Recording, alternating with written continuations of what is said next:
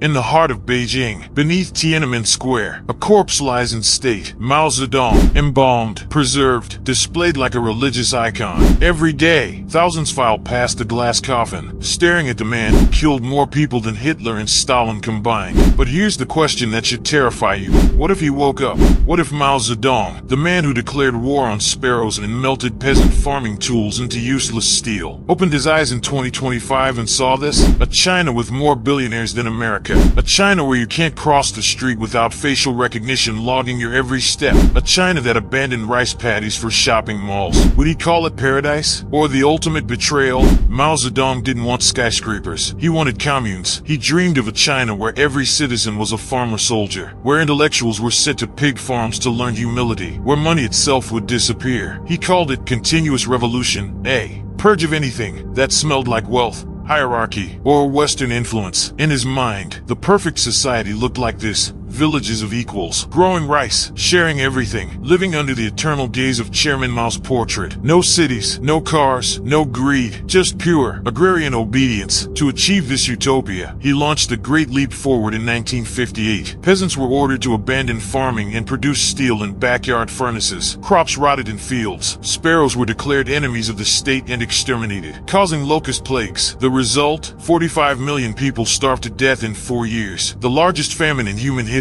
And Mao, he never apologized. He called it the cost of progress. Now imagine Mao's ghost drifting through Beijing in 2025. He floats past the Forbidden City, and suddenly, everything is wrong. Gucci, Louis Vuitton, Bentleys parked outside towers of glass and steel. His peasant paradise has become the world's second largest economy, and it runs on the one thing he despised most: capitalism. The Communist Party still rules. Yes, but they've made a deal with the devil Mao tried to exorcise. Private property, billionaires, corporations. Jack Ma built an empire worth more than the GDP of entire nations. Mao sent billionaires to labor camps. Modern China puts them on magazine covers. Would Mao see this as evolution or treason? But here's where it gets darker, because while China abandoned Mao's economics, they perfected his paranoia. Mao used neighborhood snitches and public struggle sessions to control people. You couldn't whisper criticism without your own children reporting you to the party. He built a society where everyone watched everyone. Modern China just digitized it. The social credit system, facial recognition at every intersection, AI monitoring your purchases, your travel, your internet searches. Jaywalk? Lose points. Criticize the government online? Your child can't attend university. It's Mao's vision of total control, but coded in algorithms instead of painted in propaganda. In Xinjiang, over 1 million Uyghurs have been placed in re-education camps. The language is softer now. The methods are clinical, but the goal is the same: erase dissent, erase identity, erase anything that doesn't fit the party's vision. Mao would recognize this. He invented it during the Cultural Revolution, when he sent millions to labor camps and Red Guards destroyed everything old books, old art, old people. The difference? Back then, they used hammers and fists. Now they use data and drones. So here's the question history won't answer for us. Did China betray Mao or complete him? To uncover the dark history that schools conceal, the monsters who shaped our world and their empires, subscribe to Tyrant Tales now. The past isn't dead. It's watching us. Let's go deeper. Modern China is a living cyberpunk novel. Neon cities, digital currency, social obedience gamified. You can order dumplings by voice command, but you can't search Tiananmen Square 1989 without triggering a visit from state security. Mao wanted to wall off China from foreign corruption.